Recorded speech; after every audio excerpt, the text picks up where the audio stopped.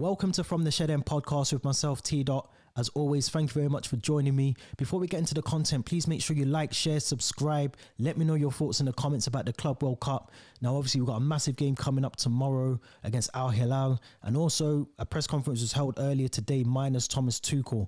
Now, some of the questions that were being raised was around Reece James and whether he was going to be in contention to start tomorrow. There was a big fat zero on that. There was no chance of Reece James starting the game tomorrow or even playing any part of the game tomorrow. He's well away from being fully fit, and he's got a lot of rehabilitation to do, and also may not even feature against whoever we face in the final if we get there on Sunday. So that kind of put a massive X through that one.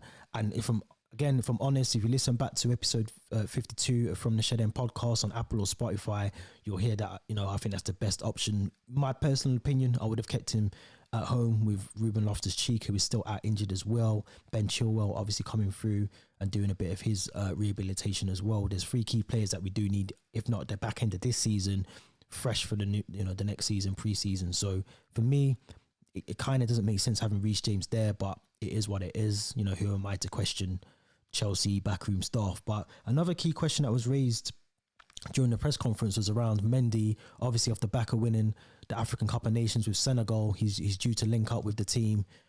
If not today, I think later on this week, potentially maybe even today, he's meant to be linking back up with the squad. So a question was raised around whether Kepa would be dropped due to Mendy coming back into the team, and it was confirmed that it's going to be a difficult decision to not have Kepa in goal, who is someone who we know, arguably isn't as good as Mendy in terms of shot saving. But if you want to go a guy in goal who's able to save penalties and has a really good penalty record, and the game may potentially go through to penalties, for me, it makes no sense to have Kepa on the bench when you've got someone who can save penalties. So Mendy, he's played a lot of football over the last couple of weeks in terms of playing for Senegal. So he traveling included into that as well. It's a lot. So I think in terms of who should start in goal, and we'll get onto that shortly, for me it would be Kepa. I think Kepa's the one that needs to be in goal. He's the one that deserves to be in goal as well. Like, I think, why change something? He's done very well under Tuchel. He's done very well whilst Mendy's been at the African Cup of Nations as well. It just makes perfect sense to keep him in goal.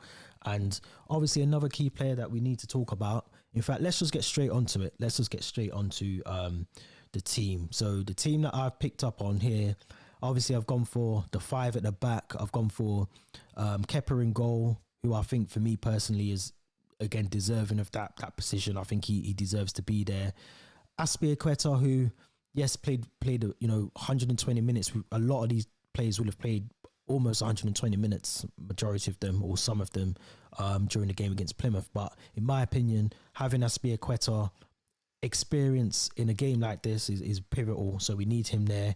I think the three at the back, you could potentially put maybe a Chalobah in there as well. But I think, if you've got Christensen, Silva and Rudiger, again, this is a big thing for Thiago Silva. I think the Club World Cup is definitely something more favoured in South America. It's something that is a massive trophy over in South America. This is going to mean something massive to Thiago Silva.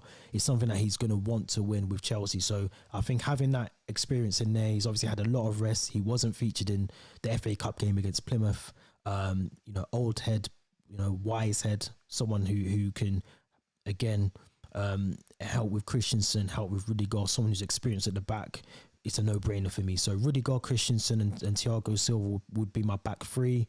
Alonso or maybe Kennedy, but I've gone for Alonso just again for experience. How much football has Kennedy played over the last couple of weeks? We don't know. He hasn't really played with Chelsea at all this season. So to throw him into a game which is, as much as people don't think it is important, it's very vital. It's a massive game for us. For me, having Alonso in there is key. He's someone that I think has to stay in that team. I'd rest Kante. I wouldn't play Kante in this game. I would hope that we have enough with Kovacic and Jorginho in the middle of the park to be able to keep Kante on the bench and potentially, again, maybe rest Jorginho or rest Kovacic if we get to the final. But I think in terms of those two there, I think they can do a perfect job. Kovacic obviously going a bit more forward than Jorginho, and Jorginho doing a lot of that sweeping up that he does. Almost what Kante can do as well. But I think saving Kante and hoping that we get to the final. For me, I would have those two in that midfield as well. Hakim Ziyech goes without saying. It was mentioned earlier on in the press conference how good his form is, and he was given a lot of praise in the press conference about how well he's doing at Chelsea.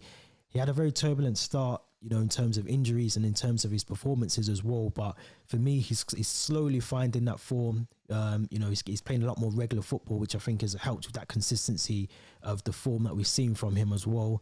And again, with Mason Mount, I think he's someone that, again, can unlock defenses. When he's not in the team, you notice that difference of whether it's Lukaku or a false nine in Havertz or Timo Werner, whoever it is, they're not necessarily getting as many chances, or there's not many through balls coming through. So I think when Mason Mount's in the team, we see a lot of that. We see a lot of that creativity being provided by Mason Mount. Now, the big one for me, and I'm sure it's going to be a massive talking point over the next 24 hours, is whether Romelu Lukaku should start. I did say on the last episode of From the Shed End that I wouldn't personally play him, because I think at the end of the day, he's had enough opportunities to do something. It's again a mixed opinion across the fan base. Some people feel that he's not getting the service. Some people feel that he's just not trying enough. He's not running. For me, I said all what I need to say on episode 52.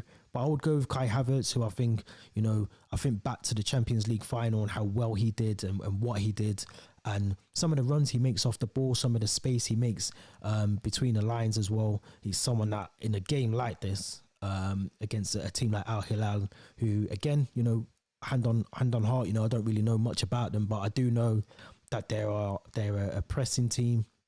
The high intensity football that they play, they can make it difficult for teams as well. And I think we just have to utilize that. We need to rotate the squad as well. So Lukaku has played pretty much all the games that he's been given the opportunity to play, even after his interview. So I think he, if not giving him a rest for that reason, I think also just for the fact that he's not performing, and me personally, I'm not sure what's giving him the opportunity to keep starting these games and not actually doing anything with them. As we said on the previous episode, 41 shots. I think Lukaku got one on target and one off target out of those 41. So it tells you that maybe he needs a rest. But for me, Kai Havertz would be the focal point in the team. He'd be the one that would be leading that team, the attacking line.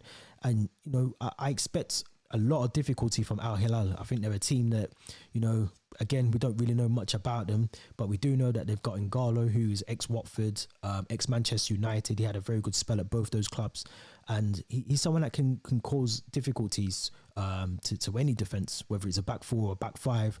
And this is probably why I've gone for a back five, because I think you do need that additional cover when you're playing against a team that you're not necessarily, you haven't scouted them as much as potentially you would a European team or, a team in the Premier League. This is, for me, extra cover with the two wing backs as well. Another player that we will know about is Pereira, who used to play for West Brom, who scored, I think, 2 goals in the 5-2 defeat that we held against West Brom. So, those are, for me, they're key things that we need to be aware of, guard against complacency. And we need to focus on trying to hitting the ground running and making sure that we don't sit back and allow Al Hilal into the game as much as we can. I think the longer that game goes on, if it is a 0-0 or it remains 0-0, it will become more difficult for us, not just because of the heat, but because of the conditions. We won't necessarily be able to play the game that we want to play for 120 minutes again. And that's I think the last thing for me would be playing a game that goes potentially beyond 90 minutes, and we're having to play additional football with hopefully a final to look forward to on Sunday. So I think for me, we want to try and get this wrapped up pretty early. I do think it's going to be a very cagey game, and we have to respect all the clubs that are in this tournament still. I don't think we can go into this thinking that we are the favourites.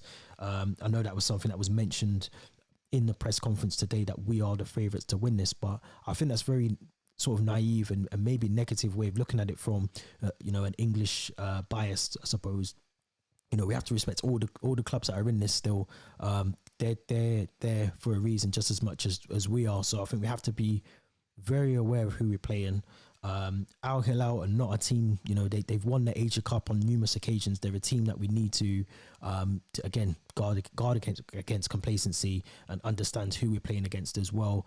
Even the manager, I think, who I believe won the French league with Monaco as well. So again, we're talking about, you know, managers, players who are well known, well documented in football. You know, they're not, you know, has-beens or nobodies. They're players that have got a lot of respect behind them, and managers that have got a lot of respect behind them. So I think we do have to definitely respect a lot of what we're going to be expecting from them. So in terms of obviously Cesar Azpilicueta, who also joined the press conference today, he obviously gave a bit of an insight into what it was like when we played in 2012. Obviously we didn't win, we lost in the final, and it was you know, I remember the game, it was heartbreaking. So Cesar Azpilicueta is literally the only player still available from that 2012 squad, still playing in today's current squad, and it is available obviously to play tomorrow. So it kind of tells you how good he's been, what sort of player he is, the fact that he's still in the team as well now. So, of course, you know, we want to win this game. It's going to be difficult. I said 1-0 on the previous episode that we did, so I'm going to still stick with 1-0. But yeah, we have to see, and hopefully we get to the final. If we get to the final, then I expect all guns blazing. I expect us to go out there and try and win that trophy, the elusive trophy. But let me know your thoughts in the comments. Of course, this has been T.Dot from the Shed End. Until next time, thank you very much for watching. Don't forget to hit us up on Spotify and Apple to make sure you don't miss any of our podcast episodes. Thank you very much for watching.